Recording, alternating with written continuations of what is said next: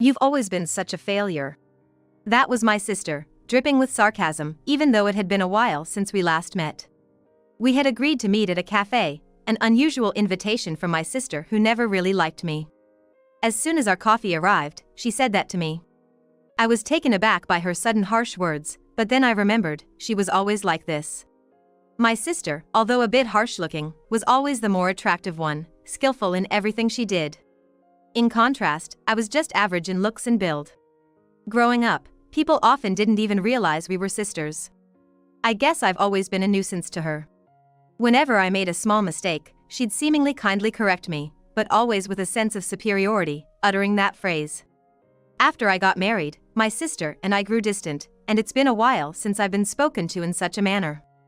I was feeling quite down about it when, out of the blue, she blurted out something shocking. "I'm pregnant with your husband's child, so you should divorce quickly." With a flourish, she showed me a photo, likely taken on a hotel bed, of the two of them. It seemed like she took the picture while my husband was sleeping. He was lying next to her, mouth wide open, fast asleep. I could feel the blood drain from my face as the reality of what she said hit me. I noticed my hand shaking, barely able to place my coffee cup back on the saucer. Wondering how long I had been betrayed. As my expression turned grim, my sister, with a sense of superiority, said as if it were the most natural thing in the world and laughed. I muttered under my breath.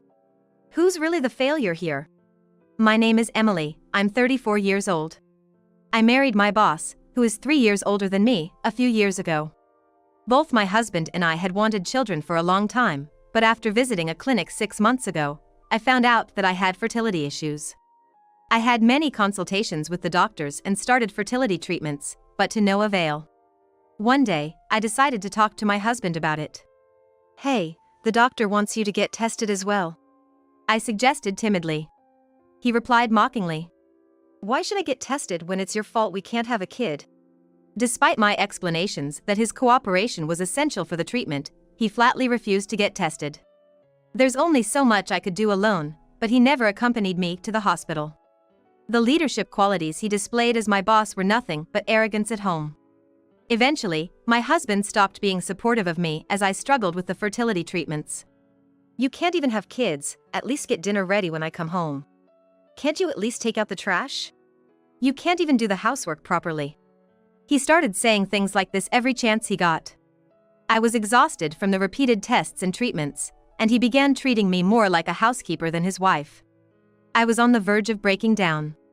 My husband was possibly up for a promotion and had been coming home late due to work and entertaining clients.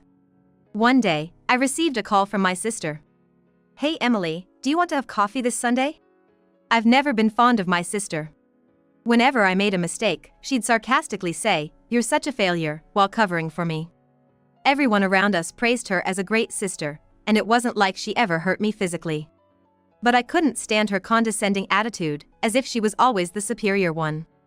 Whether she knew about my feelings or not, we had become somewhat estranged since I got married, but then she invited me for coffee.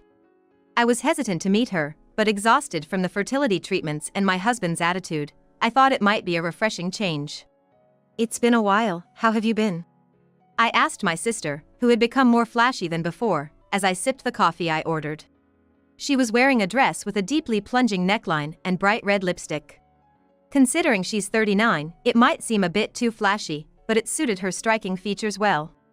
She immediately responded to my question. "Emily, I heard you're going through fertility treatments," she asked abruptly with a snort. I couldn't believe my ears. It wasn't just her brash question that surprised me. We weren't close, and I hadn't told anyone in our family about the treatments. How did she know? Seemingly delighted by my confusion, she laughed softly.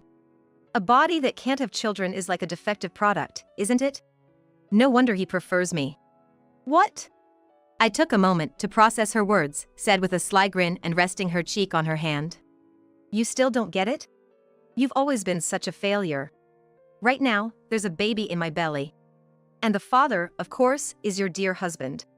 Her bright red lips slowly moved. What is she saying, this sister of mine? A baby? With my husband and my sister? "I'm pregnant with your husband's child, so you should divorce quickly." She smugly showed me a photo, probably taken on a hotel bed, fluttering it in front of me. My husband, sleeping next to her with his mouth wide open, seemed unaware of being photographed. How long had their relationship been so intimate that he could relax like this around her? The reality of what she revealed drained the color from my face. I realized my hand was trembling, barely able to set the coffee cup back on its saucer. How long had I been betrayed? As my face hardened, contrasting with my suddenly triumphant sister who casually threw out her words, her laughter, a bit shrill, echoed in my ears. I returned home in a daze, not remembering how I got there. Next thing I knew, I was in my living room, clutching the crumpled photo she had proudly handed over. Why? How long? Such thoughts kept coming and going. I had wanted children so badly. No matter how harshly he treated me, I held on to the hope that he would understand, that someday he would cooperate. But they betrayed me, as if mocking my feelings. What's this, sitting in the dark? Suddenly, the lights came on, and I looked up startled. Hey, isn't dinner ready yet? My husband began to grumble as usual, undressing from his suit. I thrust the crumpled photo at him. What's this? Why do you have this? He realized it was a photo with my sister and tried to snatch it away, but I quickly hid it behind my back. This photo was crucial evidence. I couldn't let him take it so easily. What's this about? Having an affair with my own sister? I asked, barely containing my anger. He seemed a bit taken aback, but then blustered loudly as if trying to cover up his guilt. Shut up. It's all your fault. You're infertile, you're always too tired from treatment to do any housework. I want kids, your sister is far more attractive. Hearing him spit out these words, I felt something snap inside me. My husband, who wanted children but refused to help with fertility treatments. My husband, who used my infertility as an excuse to dump all the housework on me. But most of all, I couldn't forgive him for having an affair with my sister. So you admit it, the affair? I asked for confirmation. He replied, as dismissive as ever. Yeah, I admit it. Divorce or whatever, I'll do it. You're defective product. Defective product. So those were his words, echoed by my sister. As I stood there stunned, he paused as if realizing the gravity of his words, but then definitely spat out. Fine, I'll pay alimony or whatever. And so, we got divorced. Fortunately, I had proof of the affair, and my lawyer was excellent, so both my sister and husband paid the alimony without much fuss. However, it seemed to irk my sister to pay me, as she called me, sounding pleased, to announce that she was going to marry my husband. Emily, you really are hopeless. I'll be the one to find happiness in your place. I couldn't stand her sticky voice lingering in my ear, so I hung up and immediately blocked the number, along with my husband's. I should have done this much earlier. Why did I have to endure such treatment? What had I ever done to my sister? The screen of my smartphone blurred with tears before fading to black. A year after cutting ties with my husband and sister, I moved a bit farther from where I used to live and changed jobs. Just as I was beginning to find some stability, it rained that day. I realized I was almost out of my usual tea, so I decided to go shopping at the supermarket for a change of scenery. Excuse me, have you seen my dog? It's a dachshund puppy. Near the entrance, an elderly woman was calling out. She explained that her puppy, which she had tied near the entrance, was missing. The leash was still there, so her husband, who came shopping with her, suggested someone might have taken it. What a cruel world, stealing a puppy. I hoped it would be found safe as I finished my shopping. Remembering the photo she showed me of the distinctive dachshund, I decided to take a detour to the park, thinking maybe someone had taken the puppy there. As I stepped into the park, thinking I might find someone with the puppy, I heard a voice. What a good little one. When I heard a familiar voice, I turned around to see someone with a stylish umbrella, gently patting a child's back. The person's flamboyant and eye-catching outfit immediately told me it was my sister. Oh no, I can't believe I've run into her here. I thought, hurriedly hiding behind a nearby tree. I could have just walked away, but something made me curious, so I peeked at my sister from behind the tree. There she was, walking slowly and talking to a child in a pink raincoat cradled in her arms. Has she grown so much already? I found myself unconsciously rubbing my own stomach, a reminder of my unfulfilled desire. But then, a chill ran down my spine. The face that peeked out from my sister's embrace was not a child's, not even human. It was a dog. My sister was holding a small dog. talking to it as if it were her child. "What would you like for dinner today?" A cold sweat ran down my back as I watched her. I realized something as I stared in disbelief. The dog in my sister's arms, a dachshund, looked exactly like the one in the photo I had just seen. Even though it wore a mask to prevent biting, I could see the distinctive dappled pattern through the gaps in its raincoat. The puppy, trembling and desperately trying to wiggle free, was skillfully restrained by my sister using her arms, stomach, and knees. "Hello?" I decided to call the police without hesitation. I regretted not asking the dog's owner for their contact information, but it was too late for that now. I couldn't just leave things as they were, and I knew approaching my sister directly wouldn't help. I stayed hidden behind the tree, explaining the situation to the police over the phone. Once I saw the officers arrive and start questioning my sister, I left the scene. That night, I received a call from my mother telling me that my sister had been arrested. Since my sister's affair and remarriage with my ex-husband, my mother had been considerate of me, and this was the first time she had called me about my sister since then. Apparently, the dappled dachshund was safely returned to its owner. I felt a sense of relief but couldn't bring myself to tell my mother that I was the one who reported it. Then, she started crying on the other end of the line. "Emily, actually, your sister's pregnancy, it was a lie." My mother's voice was filled with sobs as she revealed the shocking news. A few months ago, my ex-husband had called my mother in a hurry. When she arrived, she found him yelling at my visibly upset sister. After calming him down, he explained, red-faced and agitated. My sister's belly, which never seemed to grow, and the doctor she never seemed to visit raised his suspicions.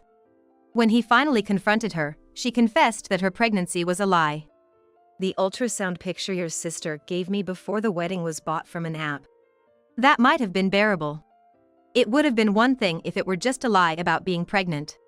But there was more to my sister's deceit. My ex-husband, fed up with her evasions, had taken her to the hospital, only to discover a shocking truth. Just like me, my sister had difficulty conceiving, made even more challenging by her age. My ex-husband, furious, threatened to sue her for fraud and demand alimony, and they were discussing it with lawyers when this latest incident occurred. "Your sister's been acting strangely, and I don't know what to do anymore. Let her deal with it herself. It's none of my business now," I replied coldly, without the strength to comfort my crying mother. I hung up, feeling a bit harsh but knowing that I deserved to cry too. It was supposed to be a simple trip to buy tea, yet I had stumbled upon this unexpected truth. I wondered if my sister had known all along that she couldn't have children. Even before she demanded that I leave my husband. Maybe all she wanted was to take him away from me. That's just how she always was. "Emily, you're such a failure." That was her constant refrain. Reveling in her sense of superiority. Perhaps she couldn't stand that I, whom she deemed inferior, had married before her. That was the kind of person she was. Who's really the failure here? I whispered to myself, knowing I would probably never speak to my sister again. After being arrested by the police for pet theft, my sister, who had been exhibiting odd behavior, was apparently ordered to undergo a psychiatric evaluation. I remember my mother mentioning that my sister had been acting strangely. But it turns out, it was all part of my sister's scheme. When I demanded alimony from her, my ex-husband, it seems, had paid her share as well. After remarrying, my sister, who had been enjoying her life as a housewife without a steady job, had no savings. Incredibly, she committed this crime simply to avoid paying the alimony. She wanted to be deemed financially incapable after a psychiatric evaluation. However, neither the police nor the doctors were that naive. My sister's half-baked scheme, hardly a scheme, was quickly exposed, and she was judged to have committed a premeditated, extremely malicious act. Recently, I heard from my exhausted mother that my sister had received a prison sentence and would spend the next few years behind bars. As for my ex-husband, he apparently hadn't learned his lesson and continued his affairs, even after learning of my sister's infertility. Not just with one, but multiple women. Yet none of them became pregnant with his child, which finally led him to get tested. Astonishingly, it turned out that he himself was infertile. I thought so. While it was difficult for me to get pregnant, it wasn't impossible. If only my ex-husband had cooperated, there were still ways we could have tried. But he never wanted to find out. He probably thought that just having intercourse was enough to conceive a child, never considering that he might be the issue. When told by doctors that he was incapable of fathering a child, his male pride was shattered. Stress from his errors at work, compounded by this shock, led to his promotion being withdrawn. He even resorted to embezzling company funds as a way to cope with his stress. I feel ashamed that I ever had feelings for such a foolish man. His embezzlement was discovered, and he was, of course, fired from his job. To make matters worse, it turned out that one of his affair partners was married. He faced hefty demands for alimony and, unable to cope, had to move back into his parents' home. Why do I know all this? Because my ex-husband, having changed his number, called me the number he hadn't blocked yet.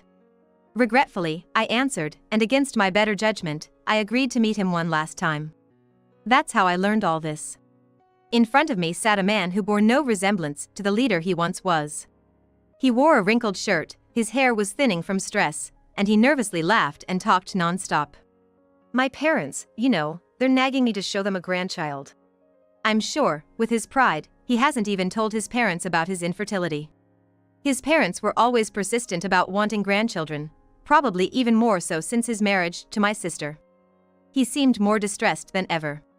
As I made it clear with my eyes that I had no interest in his life story, he swallowed hard. Even now, his high pride lingered, and it took him a few seconds to spit out his next words. Hey, could you lend me some money? I mean, you must still have some savings, right? His audacious request made me feel nauseous. I feel nauseated by my ex-husband who, without offering an apology, begs me like this. How could he think I would lend him money? I was just borrowing a little from the company, and they fired me, Job hunting isn't going well either. Just borrowing a little? I couldn't hide my astonishment. Didn't he realize embezzlement is a serious crime? Despite likely dealing with the police and facing lawsuits from his company, how could he remain so optimistic? Probably, his unsuccessful job hunt was due to his crime being well known. My ex-husband, claiming to be working day-to-day jobs to pay off his alimony, just kept laughing without a hint of remorse. Why on earth does he think I owe him the courtesy of lending him the alimony he paid me? I sighed deeply. Misinterpreting this, my ex-husband began to get excited.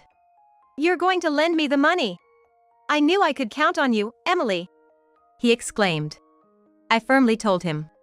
I'm going abroad. Huh? He said, his mouth agape, not understanding.